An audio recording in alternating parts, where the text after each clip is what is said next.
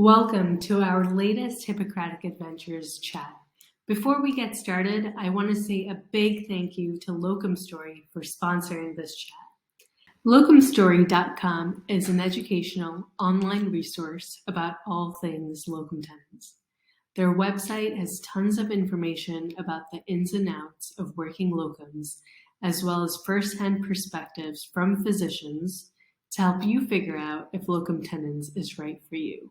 So without further ado, let's get started. So welcome to our latest Hippocratic Adventures chat. I'm Dr. Shwini Papat, and today we're so excited to have Dr. Rachel Consoli with us. Dr. Rachel Consoli is an OBGYN who enjoys traveling and meeting new types of patients with very different cultural backgrounds. She's worked both for locums companies and humanitarian and volunteer medical organizations. And these experiences have taken her all around the US and the world. And incredibly, she's delivered a baby on every continent except Antarctica. Before we get started, make sure to subscribe, sit back, and enjoy. Dr. Consoli, thank you so much for joining us. Thank you for having me. It's my pleasure to be here. I'm looking forward to it. So tell us your story. I mean, just the intro of having delivered a baby on every continent except Antarctica is really intriguing. So tell us your story. How did you end up, where did you start and how did you practice on 6 continents? Sure. So that's actually the easy question. So it actually started when I was 10 years old. My father, who is a physician, from Boston. He took us, in those days we were 5 children. We eventually became 8 children. But when we were 5 children, he took us all with my mom to the Dominican Republic and Haiti. And he was a humanitarian, he's a physician, so he was a humanitarian worker there. And we worked in the barrios, which is like the ghettos, the underserved areas in the Dominican Republic. And he took us there and we lived in the with the people, with no electricity, no running water, washing your own clothes by hands. And so it was quite an experience. We went to the local schools and we also helped my dad when he would take us for, trips. We'd go near the Haitian border, and we actually have traveled all over the Dominican Republic and most of Haiti as well. And we would go there sometimes for weekends, sometimes for 2-week trips. And we would see patients from morning till night. From sunrise to sunset, because no electricity when we went there in most of these places. And so I just grew up in this environment of adventure and humanitarian service, and just realizing that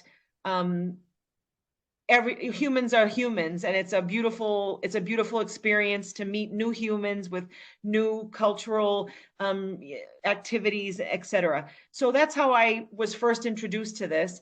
Both of my parents loved doing humanitarian work. My mom, even before she got married, did a lot of humanitarian work. She spent 1 year in the continent of Africa, on the west coast of Africa, traveling up and down, teaching. She's a teacher, so she went with Clark University, and they were teaching teachers how to be teachers. So just that spirit was always in our home.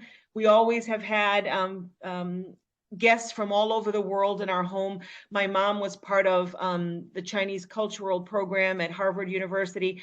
So we always had a school teacher from China come and live with us every year. And we were in the States, and we also had what they called Holiday International, which is when students from all over the world are in the Boston area, and for Christmas they can't go home, so can a local family take them? And so we had students from all over the world. So just being introduced, always not having a fear of traveling, not having a fear of seeing new foods. Okay, this is what you ate, for your people have eaten this for 5,000 years, so I can try it. And so just that kind of thing. And so when I went to medical school and then residency, even in medical school and even in residency, when I had a month of elective opportunity, when I was in residency, I went to Belize and lived with the indigenous Mayan in the rainforest for 6 months. So not 6 months continuously, but 3 and 3. And so just different programs. Anytime I saw a program to travel in medical school, in college, in residency, in fellowship, and after that, I always say yes. So that's how I got to travel all over the world. Sometimes groups contact me, like for example, CMMB from New York. They're the ones that contacted me to say, oh, we have an opportunity. We really need someone with experience to go to South Sudan to run a program called Safe Motherhood. And it's to decrease the maternal mortality rate, which at that time was the highest in the world in South Sudan. And then I went to a place in South Sudan called Ezo, EZO, and they had the highest maternal mortality rate there in all of South Sudan. And so I was there for 1 year. And so that's how I went there. And then places like, for example, I always wanted to go to Mongolia. So there was a trip to go there. So I just said, oh, can I come? And oh, yes, of course, we would love an OBGYN there. So once when I was living in Guam, working at the huge public hospital in Guam, a group said, a religious group said, oh, we're going to Vietnam. And I said, okay, I just have one question. Do you see patients whether they go to your religion or not? And they said, yes. I said, okay, then I'll come. So I went to Vietnam on a mission trip, and it was just so fun. And so that's, just taking advantage of every opportunity given to me in this life, and trying to be a yes person. And so I've had the opportunity and the privilege to travel all over the world and see how medicine is practiced, how humans are humans all over the world. And so beautiful mothers give their life to have babies all over the world. And basically, female anatomy is the same everywhere. So to do a hysterectomy in Boston and in South Sudan, pretty much the same. What were some of the, I guess I'm wondering, it sounds like this is a theme that's been important to you actually since your childhood. And you've pursued it actively throughout your training and then afterwards as well. What were some of the differences that you noticed having practiced in the US or in Boston versus Vietnam or South Sudan? And how do you adapt to that? Because I could imagine some of those differences could be hard to adapt to. Sure. So what the interesting answer to that, which I always find that this is my curious answer, but it's my truth, is that actually having lived since childhood in a different culture, seeing very vast different cultural ways medicine is practiced, actually for me, sometimes coming back to Boston, back to, Mass General, that's the countercultural shock sometimes I feel. So when I go back to Boston and I do my first stat C-section and I'm like, making sure I don't waste suture, and they're like, Doc, you're back in Boston. We can give you more suture. And I'm like, oh, that's right. So, so that kind of thing. And like, and having anesthesia, sometimes in a lot of places, I just have someone or I start the IV and I just have someone watch them while I give some ketamine, quickly do a hysterectomy, and that. So, so to have anesthesia, wow. So I would say sometimes, culturally speaking, it's almost more shocking to come back to the United States. Mm-hmm. However, if I've been in the United States for a while, when I do go to certain underdeveloped countries, I'm very acutely aware of how privileged we are in the United States and how privileged we are in countries that have healthcare systems and that have physicians, nurses, medications, and equipment. And although I know sometimes we feel that we do not have enough staff and equipment and medications, we certainly have way more than most humans in the world. But I also feel that most human beings throughout the world, especially like when I was in Sudan and moms would wait for 3 days, no problem, in line. And I just feel like they were so grateful just to have someone there to do a C-section so that their baby wouldn't die and they wouldn't die. And so I feel like but every human being everywhere, there's, grateful human beings everywhere. And human beings not aware of how privileged we are also. So that's all. I would say there's not such a big cultural shock because humans are humans, right? And but I would say more the cultural shock is in the way medicine is delivered. But compassion and caring and a good physical exam and using your basic knowledge is pretty much standard all throughout the world. And I guess another question that I think comes up a lot is how do you deal with the situations where, let's say you see a mom, you're in an underdeveloped part of the world, you see a mom, and for whatever reason, perhaps due to the limited resources or the lack of certain medications, she dies, right? And you knew that if this same person came to you and you saw them in Boston, that probably they would have survived. How do you kind of deal with that? Because I think that comes up a lot for a lot of folks that do international work. Yes, absolutely. That comes up every day. So I try to remember that I give 100% to every patient, and I use whatever limited resources I have, and I fight to the bitter end for each patient. And I try to think that I gave my best, and we did the best we could. Yes, definitely a lot of these moms would survive if they were in Boston. Absolutely. That's what's heartbreaking. And so I think the way I look at that is I say this is why I enjoy doing this work and why I need to be here, because yes, there are some moms who do die, and we could have prevented that in a lot of other places. But in this particular place, for example, we didn't have this or that.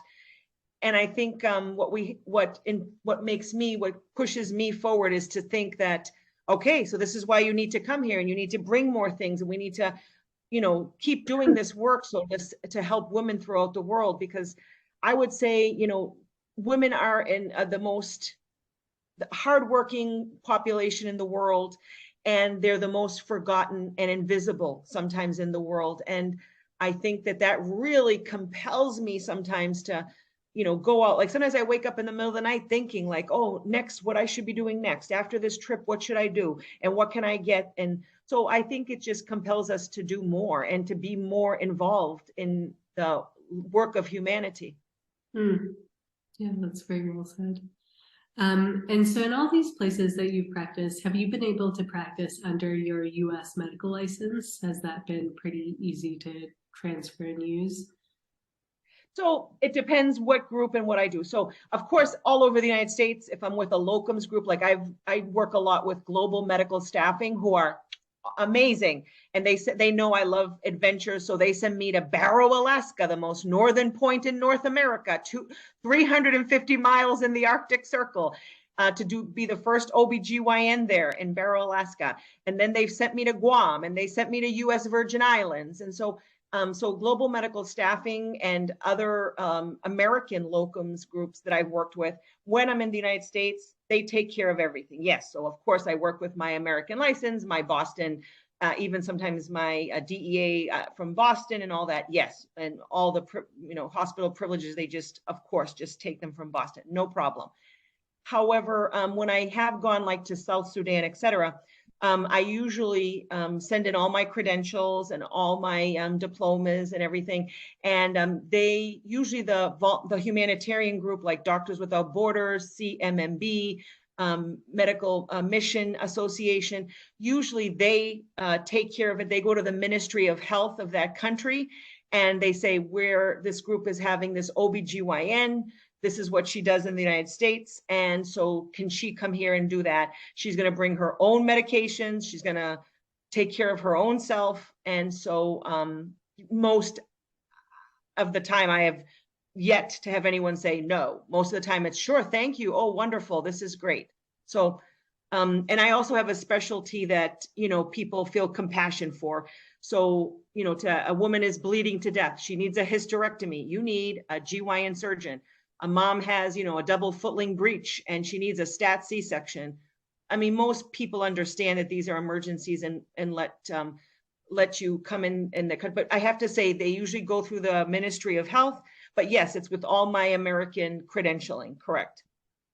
And so for folks who may be interested in having, maybe they haven't had an experience abroad yet, or they've had one and they want to try another experience, are a lot of the positions kind of long-term positions, like you have to sign on for a year, or is there the opportunity to do maybe a month or two, depending on the location? Sure. So absolutely, the answer is varied. So usually like for OBGYN and for these intense programs, like to start an OBGYN department, to run a safe motherhood program, yes, they would like you there for 1 year, 2 years. Okay. However, like Doctors Without Borders, they're very flexible, and CMMB very flexible. So if you have a specific set of skills and you can say, oh, I can go in and do all your hysterectomies, your cystectomies, I can take care of all these pregnant ladies. If you say, I can go 2 weeks, usually not a problem. Of course, also depending where you go, right? If it's a very intense war zone or a very intense area, then even I've seen even a week. So it just depends on what you're willing to give, what you're willing to, what are able to do, and also what they have available, the group. So American locums groups mostly would like at least, a month, mostly 3 months. And then if you can give a year, even better, 2 years, even better. However, usually they're not less than a month, American locums groups. However, international humanitarian work, volunteer work, I've seen even a week, no problem. It depends on your skill set. Okay, that's great. And so currently you're actually practicing in South Korea. Can you tell us more about that and what it's like to practice OB in South Korea? Absolutely. So I had a very great opportunity. So I do a lot of, in Boston, I do a lot of volunteer work with Massachusetts ACOG and with the American Medical Association and with the Massachusetts Medical Society. And one of my colleagues at the Massachusetts Medical Society, he said to me, oh, Consoli, I know you're going to love this. There's this program that is advertised in the Journal of the American Medical Association, JAMA, and it's called Be a Hero to Our Heroes. And he said, I know you love that. You love that stuff. He said, so I think you should look into it. So at first I thought, what does that even mean, be a hero to our heroes? He said, oh, it's for the military. So I thought, I don't know, like, I'm a very pacifist kind of person, so I don't know. So then he said, just look into it. They need people with experience. I think you're going to love it. So I did look into it, and it seemed very interesting because they said that they were pretty desperate for, especially like surgical specialties, so OBGYN, people with experience. Because what happens is the American military, they have physicians who graduate medical school, do a residency, and then owe them whatever, 3 years, 4 years, whatever they owe them to pay medical school. But then the minute they're done paying their medical, they go to private practice. So it is true. I have 27 years experience, and I am the only person with 27 years experience in this whole hospital. So all my other, my other four OBGYN colleagues put together do not have 27 years of experience. So I signed up for this Be a Hero to Our Heroes, and it took me a year of paperwork. However, they said, okay, would you like to go to Germany, Italy, Japan, or South Korea? So my beautiful sister and my niece happened to live in South Korea. My sister works here. So I said, oh, South Korea. So I'm actually 45 minutes away from my sister. So I came to South Korea. So it's with the Defense Health Agency in the Department of Defense, and it's through the American Medical Association are the one that had this program with the Department of Defense and the Defense Health Agency through the Department of Army. So I work on an American Army base here in South Korea. And so actually the hospital itself is an American hospital. However, we do have host nation nurses and staff. And so I do interact with South Koreans every day. And but I'm treating active duty military and their dependents, and then some retired military and their dependents. And so that's who I take care of. So it really is being taking care of our heroes. We have a lot of active duty patients that come in, and it's my pleasure and my honor to take care of them. And some of them are all alone here. And so it's nice to have a conversation and instructions, and just to say, don't worry, we're going to make it, we'll help you. And so it's been a beautiful, beautiful, fulfilling experience for me. That's wonderful. And so in this hospital, do you then mostly provide inpatient care, or is it also outpatient OB or GYN visits? So yeah, so we have a very interesting setup. So yes, I do inpatient, so delivering babies, and then on Tuesdays we do GYN surgery. They actually have a Da Vinci robot here, and I'm the only GYN surgeon that knows how to use it. So so we do Da Vinci robot surgery, robotic surgery, and that's on Tuesdays. And then we're I'm on call and doing deliveries and any emergencies that come in. But on the same floor, an inpatient hospital, we also have an OBGYN outpatient clinic. And so all the primary care and peds can all refer patients to us. I'm also board certified in pediatric and adolescent gynecology surgery. So any of the dependents, children that have any problems come. So we're able to see more, I'm able to see more patients. And so we do have an outpatient clinic as well as doing all of our typical inpatient work. Awesome. And how are you compensated, or how have you been compensated, whether you're working this position in South Korea or the other, I would say, I guess, non-volunteer positions? Sure, exactly. Thank you for saying that. Exactly. So clearly volunteer positions, it's just room and board, and thank you very much. Yes, exactly. So which is my honor and privilege to do, and I enjoy doing it. It's very fulfilling as a human being. However, yes, so non-volunteer work, so it depends. So usually so when I'm in the United States, like with Delta Locums or Global Medical Staffing, they usually negotiate for me, like, this is what they're offering. What do you think? Yes, no, what are you saying? So yes, usually if you sign on for a year, it's usually with all benefits. So insurance, health insurance, and that. So do you want this? Do you want this? Yes, yes, yes. So they kind of help me negotiate. So they take care of it.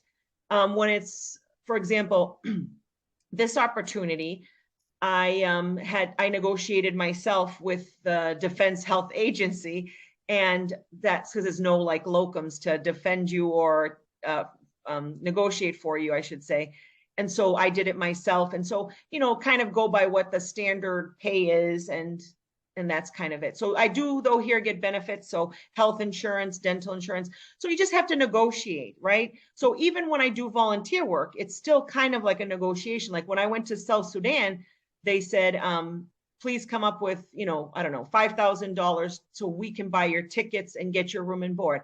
Okay. So I did that, but in some places, like when I've been to other volunteer places, they say, we'll provide your ticket. We have a foundation and we'll provide your room and board. Do you think you could, just live off of, 3 meals a day and da da da? Yes, of course I can. My goodness. So, so that's kind of, you just negotiate and see what they're offering and if you agree with it or not. And for the locums positions, for example, are you able to negotiate for them to cover like housing or the rental car you may need in Alaska, Yes. or things like that? Yes, absolutely. Absolutely, yes. So yes, when I went to Alaska with Global Medical Staffing, Global Medical Staffing, yes, they negotiated housing, and they negotiated ride from the airport back. There are not a lot of rent-a-cars, and they actually had me living in an apartment right across the street from the hospital, so I didn't need a vehicle. And the town is tiny, and it's below 60 a lot of times in the year. So, so you just want to go from the warm hospital to my warm apartment. But yeah, so they can negotiate. Like in North Dakota, they paid for me to stay in a hotel for 2 years. I stayed at the Holiday Inn Express. It was so nice. And so, and they also negotiated for me a vehicle.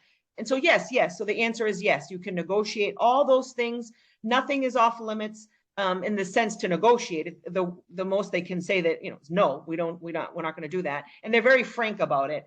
But they're also very open to suggestions like, well, if they could add the vehicle, then it would make it more worth my while. And, a lot of places, unfortunately, are desperate for specialists, are desperate for an OB/GYN to come in. So they will say yes for a lot of things. They will, within reason, of course, but yes. So yes. And then in each of these, how does malpractice work with a locums position or even actually the volunteer positions? Sure.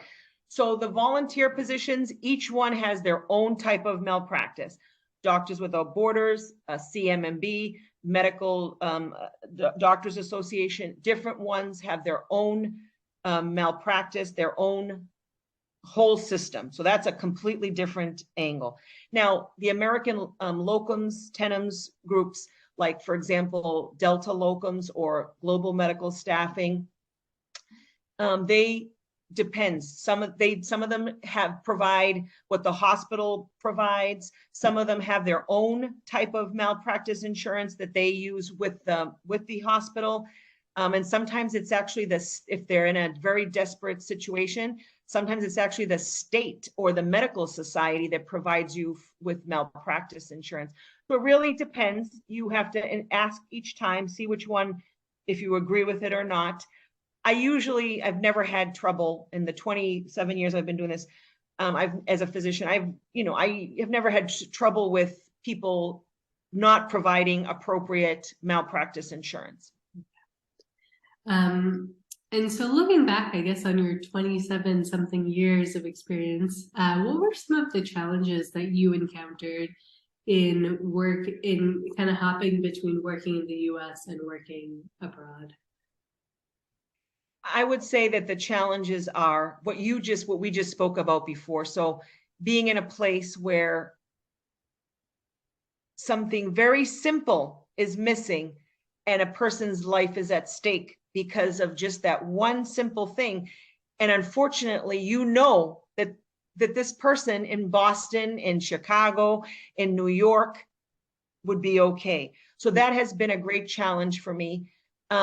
Also a challenge, I would say, sometimes lack of medications, and even sometimes lack of appropriate communication or cultural communication, and sometimes cultural practices that are probably not in the best interest of a woman's health. And so those are things that have been challenges for me.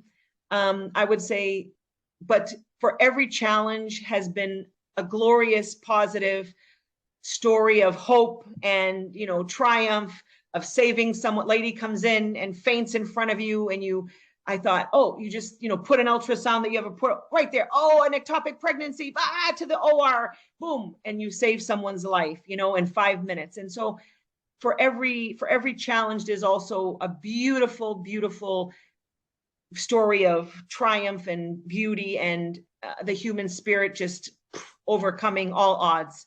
So I have to say it's mostly positive, and I've had a great experience this whole time. And so what has been, I guess, the most rewarding experience in having practice in so many different places? The most rewarding experience, I can say without a doubt, is the strength of women throughout the world. Mm-hmm. I am in awe always at how hard women work. Women work 16 hours a day in some places, get up early, wake up their children, make a fire, make breakfast, go to the field all day, come home, wash clothes by hands, put the children to sleep, make sure their uniforms or little clothes are ready for the next day. Just women in general. And then come to the hospital and push out a baby without even an aspirin or Tylenol. And, no complaints. And so, or having a hysterectomy with just some Tylenol after, which we've done. And so I'm blown away when I say, how are you doing? Okay. I'm just blown away. So that has been my story of beautiful stories of inspiration, are the women throughout the world, honest women who are caring, loving mothers, sisters, just beautiful aunties, grandmothers, always caring. I can always go with a group of women if I see something that I don't like is happening. Go near a group of women, they'll protect you, they'll defend you, and they usually will feed you too. So, so there you go. That's great. So now we're going to move on to the 3 quick rapid fire questions. These are kind of questions that are meant to be answered with whatever comes first to your head, and usually 1 word or 1 sentence type of answers. So this will be fun. So what's the coolest place you visited? Thailand. Okay, tell me why. The mountains of Thailand, the people were so sweet, so kind, so loving, and the food was spectacular in the mountains. Awesome. What's a piece of advice you would give to someone who's on the fence about trying out an experience abroad? Just do it. Go for it. Jump. The pillow will come out and catch you. Have courage and be kind, like the lady says in the movie of Cinderella. Have courage and be kind. Great. And have all these moves, experiences where you spent, let's say, 2 years away from your family, or a year in a place where you did rewarding work, but it was also hard to be, have all these experiences have they been worth it for you? Would you do it again? What would you tell yourself, I guess, your 20-something-year-old self that was graduating from residency, who was like, oh, I wonder where OB is going to take me? Yes, I would say yes more, look for more places to go and enjoy them. And I would go back in a heartbeat to any place that I've been, even the places that were challenging, even the places where some days I felt like saying, yes, I would go back and do it again, because it has just made me appreciate human beings. And also, even when I'm in Boston, made me a better practitioner, because when I have a patient from Nepal, I know, oh, I've been to Nepal. I know how to eat momos. And they, the patient loved it. She's like, oh, can you come over to my house and have momos? Yes, I can. So, I mean, it even has helped me to become a better physician in the United States even. So yes, do it. Say yes. I would say to my younger self, keep going. Come on, get to it. You know what? That's such wonderful advice, and just so encouraging of people that are interested in having the experience abroad, and maybe they're a little afraid to leave behind the practice that they know or the hospital that they know. And I think it's important to acknowledge that it is scary to move somewhere and to practice in a different environment, but clearly you can learn a lot through that process. So Dr. Consoli, thank you so much for joining us. Thank you. I really enjoyed chatting with you. Thank you. It's been a pleasure. Absolutely. And with that, we wrap up another episode of Discovering Where Your White Coat Can Take You. So don't forget to subscribe, like, or post a comment. And if you like this, make sure to share this with your colleagues and your friends. Once again, thank you to locumstory.com for sponsoring this chat.